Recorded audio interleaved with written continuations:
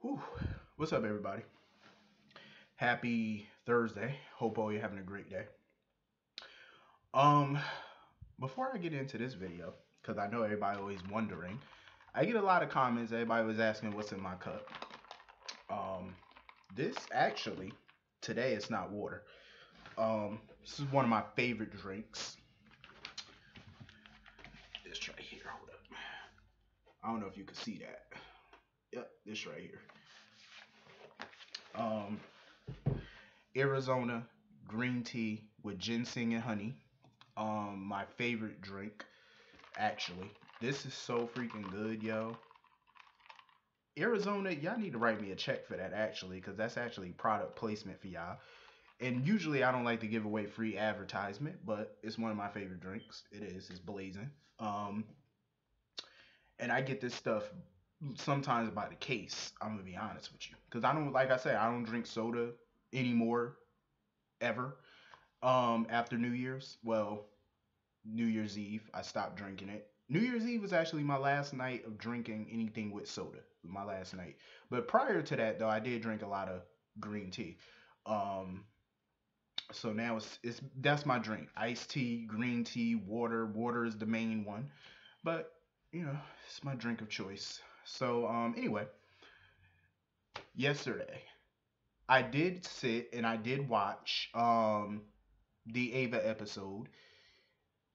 Shout out to Megan Ward, who was the original Kate Howard. She made an appearance up there as part of Ava's conscience or subconscious, whatever you want to call it. I enjoyed the episode. I did. I somewhat enjoyed it. I really did. I enjoyed it. I thought it was done nice. We got the whole Morgan scene in there. I thought it was pretty cool. It wasn't a bad episode. It was pretty cool. For me, I just don't review standalone episodes. I think the only standalone episode I think I reviewed was Jane Elliott. I think that's the only one. Hold on. Yeah, I think that's the only episode I think I did that was standalone-ish was Jane Elliott when it was almost time for her to leave the show. That's the only standalone episode I reviewed. I don't really do standalones. I prefer standalone episodes. I prefer to just watch and not review that particular episode. I think it's better that way.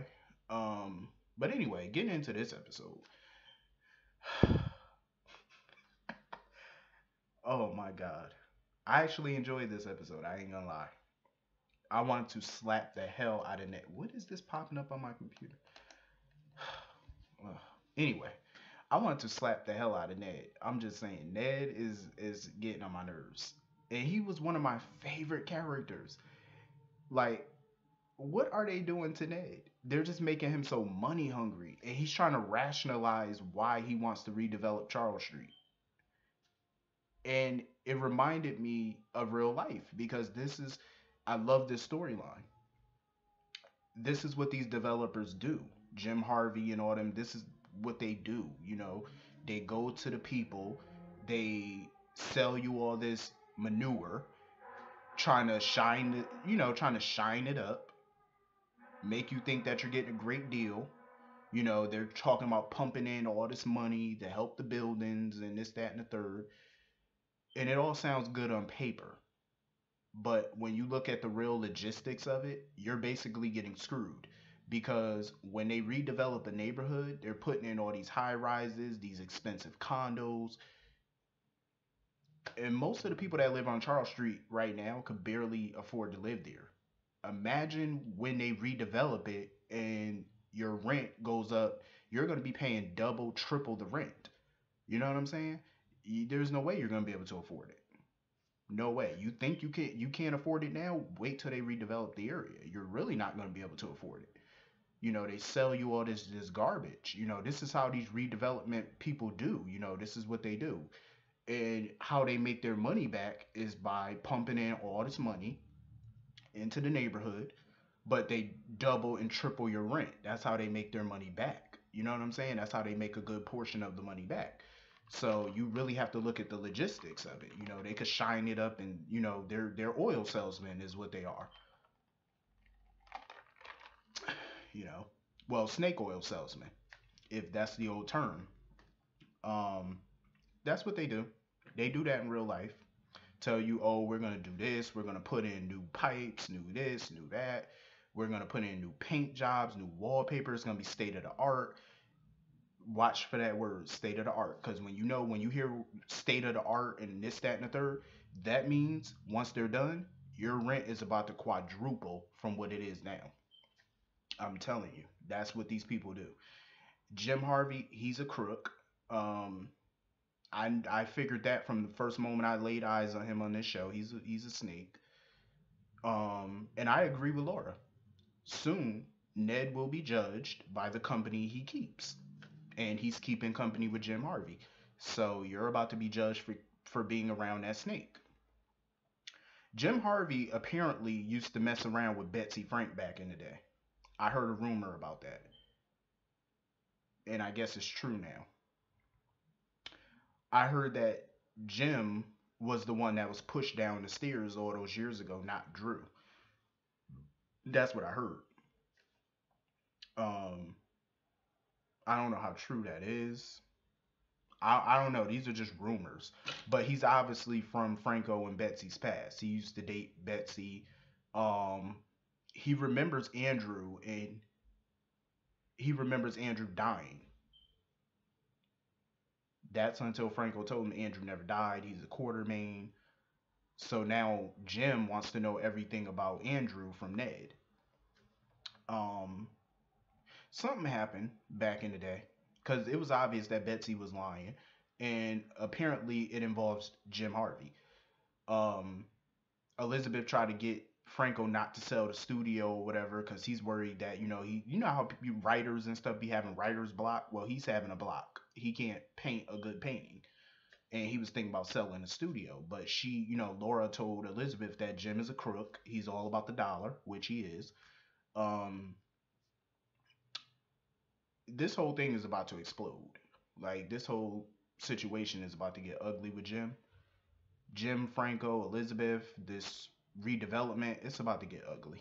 Um, I am so happy that Julian was, you know, basically a little snarky with Molly this time too, because she's always snarky with him every time she come into his bar. And I'm happy that he, got a little snark in with her because I think Julian's at a point right now where he's sick of Molly and her crap. You come into his bar every day, you're disrespectful, you're rude, and I get it. She don't like him, and I understand why she don't like him. She has good reasons. But if you're gonna keep coming into somebody's bar and they're being nice to you, they're helping you, tone down the rudeness. You know what I'm saying? You ain't gotta like the person, but show some respect. He's still your elder, and he's being genuinely nice to you. Julian was always nice to her though. He was always genuinely nice. Even before the whole Olivia Jerome mess, he was always nice to her and she was always rude to him. Um and where did Kiki get this rudeness from with Julian? Because I thought her and Julian were cool. Now all of a sudden she's disrespectful to him. Talking about, oh, that's my business and stuff. When did she start getting snarky with him? Because every time I used to see them together, she was always cordial and nice to him. Now all of a sudden she's snarky to him. Like, where did that come from? Maybe I missed that episode. I don't know, but where did that come from? Let me know if you know. Um, Julian has some good points. Like, if y'all want to fail y'all MCAT tests and all that because y'all rather freeze to death, then that's on y'all. He's being nice to you, you know. Um, so he texted Alexis or whatever and told Alexis about what was going on with Molly and all them, and she came over with Ned because Ned wanted her to be his campaign manager or whatever, and she declined because she does not agree with his platform, his stance on the whole, redevelopment and all that. Nobody really does. Everybody on Charles Street is against him. Like they don't agree with that mess. Why would you? Some of them people live there for 20 and 30 years, and you're basically about to force them out. They're trying to save their homes, and not have to worry about paying triple the rent. I don't blame them because I'd be doing the same thing. I'd be out there marching. I have my posters and stuff in my hand. I'd be out there marching, having so many protests and everything else. I would be doing the same thing.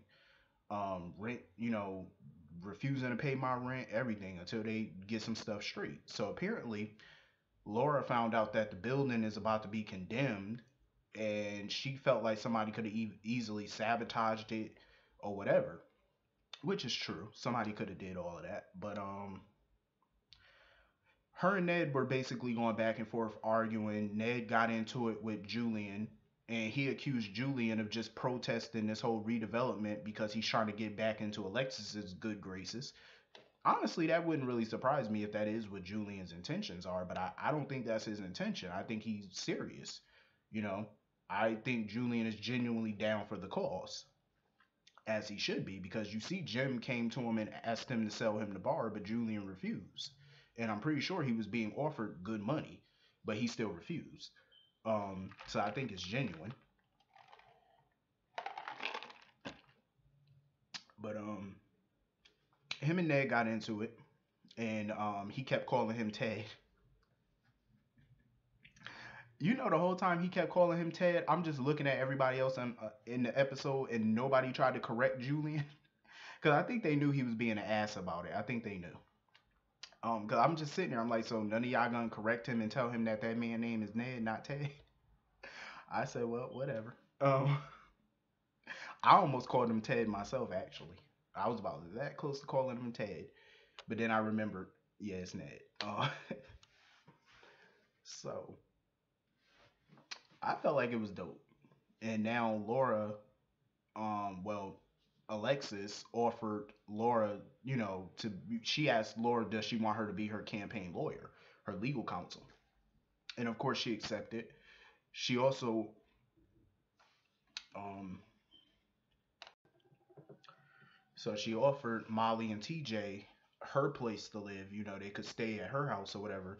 TJ and Molly, they're focused on, like, they want to live on their own. You know what I mean? And I respect it. They want to live life and get through life on their own. No help. No help, no handouts, no nothing. I respect that. They want to be independent. I could get behind that. But I also believe that you should also have help, because think about it. Nobody in life, not everybody in life did everything on their own. They got some type of help somewhere along the line. And there's nothing wrong with getting help. You know what I'm saying? And at least they're putting in the work to be independent. I respect that. But if somebody offering you their help in your time of need, take it. You know what I'm saying? You would kind of be a fool not to. I could respect the independent, but you can still be independent and still accept help. There's nothing wrong with that. But I do respect their independence, though. I like it. They got that hard work and that drive, and I respect it. Hold up. My fault. I had to refill the glass. Um, see, I had to do a little quick little refill. Um, so anyway, I was digging it. You know what I'm saying? Like, I loved it. Everybody was getting their points across. Laura is the mayor I would vote for. Definitely. She's for the people. You know what I'm saying? She ain't all about dollars and cents. I could respect that. And we need more politicians like that. God knows. Especially the mayor in my city. The mayor in my city, a joke. She's a straight up joke. Our president, a bigger joke. A major joke. Like, seriously, every time somebody mentioned Donald Trump, I laugh. Like, seriously, a joke. And this is our politics. Like, there's just a lot of jokes in office right now. Just, ugh, laughable. Like, my goodness. But anyway, moving on from that. So I don't really blame Maxie for being the way she is right now. She's on pins and needles at this point. I don't blame her. You got a psycho who could pop up at your door at any second, and he's crazy. He's unstable. You never know what he's gonna do. Hell yeah, she should be nervous and scared. Yeah. She got a baby to think about, and that's her main priority. She's not thinking about her safety or Nathan's safety. Um, she's thinking about the safety of her child. You know what I'm saying? That's her number one priority, is protecting that kid, and I don't blame her. So she was still a little mad at Lulu, but they patched things up quickly, and I'm happy they did. Lulu, she had an error in judgment, but so did Nathan. and I'm glad she forgave both. This is their 1 year wedding anniversary, so she had got a bassinet and stuff like that for the baby. When they went into the hallway, they saw a guy. Maxie noticed that a guy was fixing the vents or whatever he was fixing, but from the back, because they couldn't see his face. He looked like Faison from the back. I would have been nervous too, because I thought I was about to say that had to be Faison, but I was thinking too. I said, nah, it's too easy. And Faison's smart. He definitely not gonna sit there and wait, knowing Dante and Nathan are both in there with guns. He ain't stupid. But it did kind of look like Faison from behind with the hair and all that. It kind of did. Yeah, I would have thought so too. If I don't blame Maxie, my mind would have went there too. But Dante and Nathan went out there with some maintenance guy or whatever out there fixing it. Faison was actually in some creepy looking place. Looked like it could have been like a storage unit or a warehouse. Sitting there looking at articles and stuff about Nathan revealing himself to be his son, calling him a nicotine something, throwing insults or whatever in the article. And then he was looking at articles on Anna Devane being acquitted or not being found guilty of killing Carlos Rivera. He was just looking at a lot of articles, the wedding announcement last year between Maxie and Nathan. Creepy, downright creepy. He had circled around Maxie's face. I was like, oh snap, he coming after Maxie. He's coming after her. Um, it was just creepy. And apparently, Faison, he's already in Port Charles because he had a bag from a smoke shop that was in Port Charles to get, his little cigars that he smoked all the time. So he had a bag. So he is in Port Charles. He's somewhere tucked away. Um, Maxie, I love that Maxie is literally the only one in that room not underestimating Faison because she mentioned how he's the master of disguise. Remember, 6 years ago he came back to town with Duke Lavery's face, like a mask of Duke's face, and he fooled everybody in town except for Robert Scorpio. Robert was the one who noticed. He figured that that wasn't really Duke Lavery, or something was off about Duke. Robert was the one, him and Olivia Falconeri, because remember Olivia had those visions at the time, and she kept seeing Faison's face. Um, so he is the master of disguise, and he was walking around with a Luke Spencer mask on just a couple years ago. Um, so I'm glad that Maxie's not underestimating him. The other fools in the room are, but she's not. Talking about something, we got cops patrolling the neighborhood. What's that gonna do to stop Faison? Fool, I would have had the National Guard outside my door. You're talking about Cesar Faison, and you got a couple cops patrolling the area every hour. What's that gonna do? Come on, Nathan, do better. He's underestimating this guy, and I think the reason him and Dante are underestimating him because they never really dealt with Faison like that. So you would think that you would do your due diligence on this man. A couple of cops patrolling the area every 15, 20 minutes is not going to do nothing. I would have had the whole WSB stand outside my door day and night, and a gun sitting right by my bed at night, Uzi and everything else. Must have lost your mind. A cop patrolling the area. Who that's gonna stop? Like, you talking about Faison? Who that? Really? A cop patrolling? Nathan, slap yourself. A cop patrol. Please. If Faison wanted to get up in there right now, I bet you he would. A cop patrolling the area. I would have had the whole Navy SEAL team right outside my door 24 hours a day. Packed, loaded, ready to shoot on sight. You must be crazy. And I would have had two pit bulls in the house, trained to kill, with a shotgun on the side of the bed, a Louisville slugger, and everything else. I'm ready for you. That's how I be. You don't trust me. I wouldn't take no prisoners. I ain't coming up short. Not dealing with somebody like that nut. Please. Faison, check his history. I'm telling you right now, that fool is crazy. And I ain't exaggerating. If you've been watching this show, you know Faison ain't the one. He ain't the one to mess with. I would cover every measure to make sure I'm protected at all times. Everything. Even Anna know. That's why she was in the gym getting ready. She know what type of man this is. He's a loose cannon. He's unpredictable. He's unstable. And you're telling me all you got is a car patrolling the area every what, 15, 20 minutes, every half hour? What's that gonna do? Really? Faison will take that little cop down. What's that gonna do? Please. Dante, oh, we got the WSB state troopers. Okay, you got all these people, WSB, state troopers, and FBI. Why are they not at the apartment?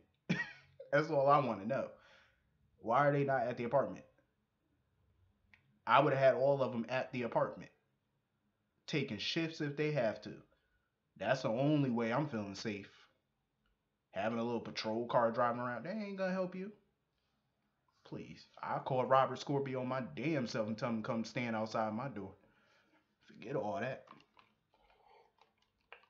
So anyway, they sitting there eating 1 year old cake. You know, I noticed that people be doing that now. When they get married, a year later on their 1 year anniversary, they actually unfreeze the cake and eat it. I noticed that people been doing that lately. I guess that's turning into a thing now, I suppose. I don't know what year that started, but it's lately I've noticed it's been turning into a big deal. Um, but that was a nice scene though. And apparently Laura got a phone call about something. She had to rush home or whatever. And whatever that phone call was about, she decided not to run for mayor. I wonder what's that, what is she getting, threats or something? Somebody threw a brick through her window? I want to know. Like, I think that's what it is. Like, why all of a sudden? It got to be something major for her to want to pull out of running for mayor all of a sudden. Because she just decided, oh, I'm not running for mayor. I wonder what that's about. But anyway, this was a pretty cool episode. Hit the comment section. Let me know what you thought of this episode. And I'll see you all tomorrow. Have a good day. Peace.